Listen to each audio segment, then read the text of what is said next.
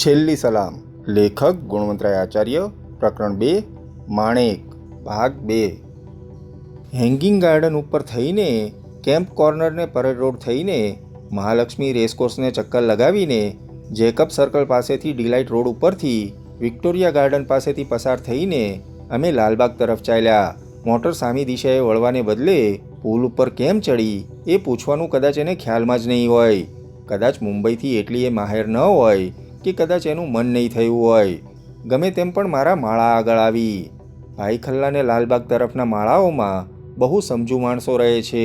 મોટે ભાગે તેઓ પોતે જેટલા મોડા ઘરે આવતા હોય છે કે બીજાઓ વહેલા આવે છે કે મોડા એનો એમને ખ્યાલ રહેતો નથી. અનાયાસે કોઈ ઘેર આવે તો એમને પારકી પંચાયતમાં નજર ન નાખવાની ટેવ જ પડી ગઈ છે. ચોવટીયો માણસ ત્યાં રહી જ ન શકે.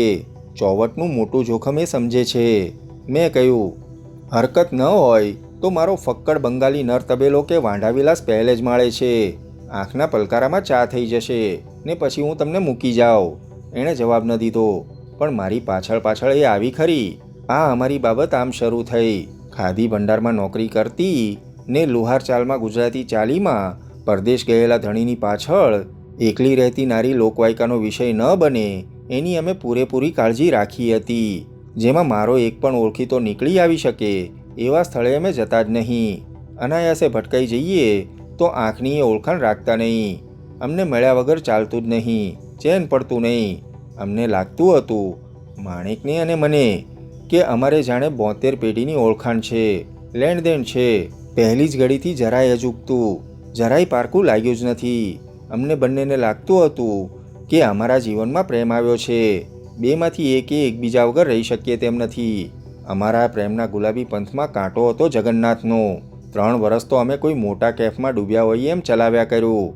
આજકાલ સંતતિ નિયમન ને કુટુંબ નિયોજનના સલાહ કેન્દ્રો પણ એટલા બધા છે કે ને એના કાર્યકર્તાઓ એટલા તો અત્યુત્સાહી છે કે 3 વર્ષના ગાળામાં અમારા સંબંધની દુનિયાને ચાડી કરે એવું કોઈ વિપરીત પરિણામ આવશે એનો અમને કશો ભોજ રહ્યો ન હતો.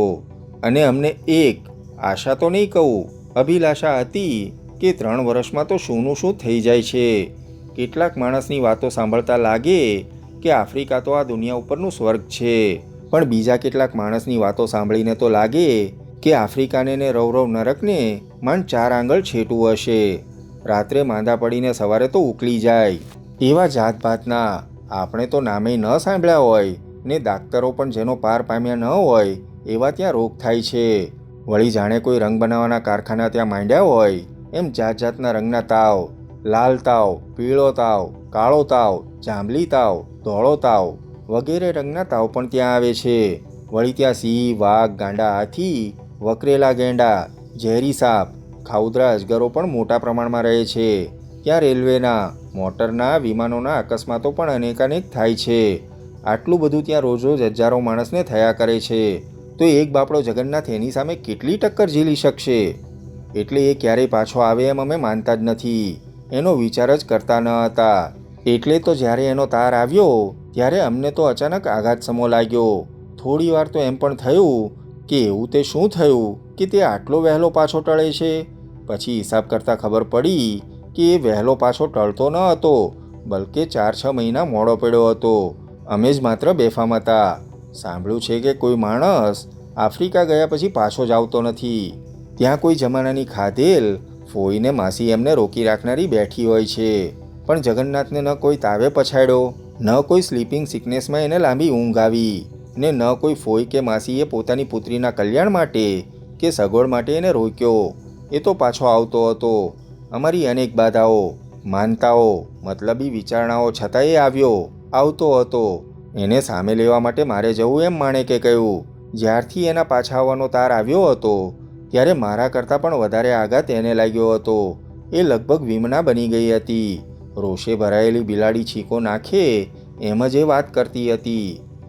માળું, આપણે શું કરીશું? શું કરીશું કેમ? જેમ રહીએ છીએ તેમ જ. તારો ધણી થતો કોઈ આવે એમાં મારીને તારી વચ્ચેના પ્રેમમાં ફરક ક્યાં પડે છે? મેં એક મૂર્ખાઈ કરી છે, એનો અત્યારે ભારે અફસોસ થાય છે મને. શી? મેં કહ્યું, તારી તમામ ભૂલ સુધારવાવાળો હું બેઠો છું ને. એના કાગળ આવતા ને મેં એના જવાબમાં કાગળો લખ્યા હતા. એ મને ખબર છે. એના તરફનો તારો પ્રેમ છલકાઈ જતો હોય એવા. આપણે જ નક્કી કર્યું હતું કે એવા કાગળ લખવા. ભલે બાપડો કાગળો વાંચીને રાજી થતો. એનું અત્યારે શું છે? તું પુરુષ છે ને સમજી નહીં શકે. હું સ્ત્રી છું ને મને કાગળોની બીક લાગે છે. કાગળોની બીક? ગાંડી, કાયદેસરના ધણીને લખેલા પ્રેમપત્રોની તે વળી બીક રખાતી હશે? તું સમજ્યો નહીં તો સમજાવ. એ કાગળો વાંચી વાંચીને એ પોતાને મને પોતાના પ્રેમની હકદાર માને છે ને પોતાને મારા પ્રેમનો હકદાર માને છે. તો તું મને પૂછે છે તો? હા, કેમ ન પૂછું? એ 3 વર્ષને અંતે ને માળું હું તારા વગર રહી શકું એમ નથી. આવવા તો દે. ઘણું કરીને રસ્તામાં જ એની બોટ ડૂબી જશે, નહીં તો મોટો અકસ્માત થશે. આજ તો સંચો જેટલો એટલો તમામ શેતાન ચરખો. એમાં માણસ તો આવે ત્યારે એને આવ્યો જ સમજવો.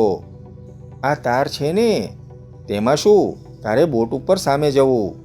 ના, હું નહીં જઈ શકું. તું ન જાય? હું? હા, પણ મારે ને એની એવી ઓળખાણ ફાટી નથી જતી એનું કેમ? ધારકી એ મને એમ પૂછે કે મને લેવાને તમારે આવવાની કંઈ જરૂર? તો હું શું કહું? ઠીક પડે એ બહાનું કાઢજે. એના સુગાળવા મોઢા સામે જોવાની જ મારી આમ ન ચાલે. મેં કહ્યું, એક વાત છે, આપણે કંઈક સગપણ કાઢીએ. ક્યાંથી કાઢીએ? જે છે કોઈને કહેવાય એવું નથી ને બીજું કંઈ સગપણ છે નહીં તારી સાથે. ઊભી રહે. એક કામ કરીએ. 3 વર્ષે રાણનાને કંઈ યાદ નહીં હોય, મને ખબર છે. અહીં હતો ત્યારે ભૂલકણોને ભોળો શું ગમાર હતો. અરે એના બાપને તો અમરેલી ગામ ગાંડા શેઠ કહીને જ બોલાવતું. તો શું આને આવતા વેત ગાંડો દર્શાવવો છે? એ કંઈ ખોટો ખ્યાલ નથી, પણ એને કેમે 2-3 ડાક્ટરોને લાંચ આપીને એને ગાંડો ઠરાવી શકાય એવા જોગ છે કે નહીં એ માટે એને મળવું પડશે ખરું. હા, હું શું કહેતો હતો? એ ધોતાળ હતો, ભૂલકણો હતો. તો આમ કરીએ, જતી વખતે મારે ત્યાં આંકડો લગાવી ગયેલો. એ તો આફ્રિકા ઉપડી ગયો, પણ એનો આંકડો લાગ્યો ને એ ન આવ્યો, એટલે એનું ઘર શોધતો હું આવ્યો. આ વાતમાં કોઈને અજુગતું ન લાગે, કેમ કે અમારે આંકડા ખાનારાઓને સામો માણસ આવે કે ન આવે, પણ એક દિવસમાં જ બેટિંગના પૈસા પહોંચતા કરી દેવા જોઈએ. મારે ને તારે કશી જ ઓળખાણ નથી. 3 વર્ષ સુધી આપણે ગોઠવ્યું, આપણે રહ્યા, ને હવે એ આવે કે તરત જ એને કહેવું કે એના ગયા પછી તરત જ મારે ને તારે ઓળખાણ છે એમને? ના, એમ નહીં. વાત તો સાંભળ. પૈસા મેં તને આપ્યા. વાતમાં ખબર પડી કે અમરેલીનો છે ને અમે નિશાળમાં સાથે પડતા. આપણા બાળ ભણતરને એટલા બધા વર્ષ થઈ ગયા છે કે આમ તો કોણ સાથે ભણતું એ પણ યાદ ન રહે. પછી શું? બસ ત્યારે તને ખબર પડી કે મારે ને જગન્નાથને એક જ ગામના વતની તરીકેની ઓળખાણ છે. સાથે ભણતા ને મુંબઈમાં ક્યારેક સાથે કામકાજ કરતા. બસ એનો તાર આવ્યો એટલે તે મને ફોન કર્યો કે બાળપણની દોસ્તીને નાતે મારે એને લેવાને ધક્કે જવું ને એ નાતે હું આવ્યો. પણ વાત તો એ કે એણે મને પૂછ્યું જ નહીં ને મારે કોઈ ખુલાસો કરવો જ ન રહ્યો. તમને ચાનું બંધાણ હોય કે સિગરેટનું હોય, પાનનું હોય કે છીકણીનું હોય, જે હોય તે, પણ બંધાણ તમને નિયમસર નિયમિત પ્રમાણમાં મળતું જ રહે ત્યારે માણસ એનો ઉપભોગ કરે છે, પણ એની અનિવાર્યતા ઉપર વિચાર પણ કરતો નથી.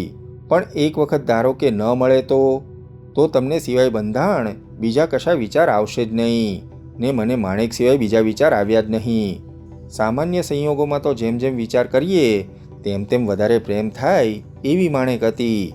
મહાકવિ કાલિદાસ જો 20મી સદીમાં જન્મ્યો હોત તો શાકુંતલાના વર્ણન માટે વણ સૂંઘેલા ફૂલની કળી, વણ ચૂંટાયેલી કળી, મધપૂડો કે એવી ભાવહીન ઉપમા ન આપત. એ માત્ર માણેકને જોઈને શકુંતલાનું શબ્દચિત્ર દોરી લેત. હજુ એના ચહેરા ઉપર જાણે બાલિકાનો મુગ્ધભાવ બેઠો હતો. એના ચહેરાની નજાકત હજી એવી ને એવી જ કમનીય હતી. એના શરીરમાં વળોટ ઘણો હતો ને દરેક વળોટ જે જગ્યાએ હોવો જોઈએ એ તમામ જગ્યાએ પૂરતો હતો. ને જગન્નાથ રૂપી કાગડો આ દૈથરું લઈ ગયો. નહીં, આ ચાલે જ નહીં, ચાલી જ શકે નહીં. આ 20મી સદી છે, એમાં શુદ્ધ પ્રેમની આડે લગ્નના હક આવી શકે નહીં. અગન શાખે ચોરીમાં હાથ પકડ્યો એટલે શું કંઈ જન્મટીપ થઈ ગઈ? સ્ત્રી સ્વાતંત્ર્યના આ જમાનામાં પરણેલા ધણીની શું એટલી જોખમી કે નારીને શુદ્ધ પ્રેમનો માર્ગ જ ન મળે? ના, શુદ્ધ પ્રેમની આડે લગ્ન આવી જ શકે નહીં. પ્રેમના વાયદાની આડે લગ્નનો કાયદો ઊભો જ ન રહી શકે. માણેકે જગન્નાથ સાથે છૂટાછેડા લેવા જ જોઈએ. પણ દુનિયા શું કહેશે? દુનિયા શું માનશે? મારી માણેકની દુનિયા મારે બસ છે, બીજી દુનિયા જખ મારે છે. જગન્નાથે માણેકને ફારક કરવી જ પડશે. નહીં તો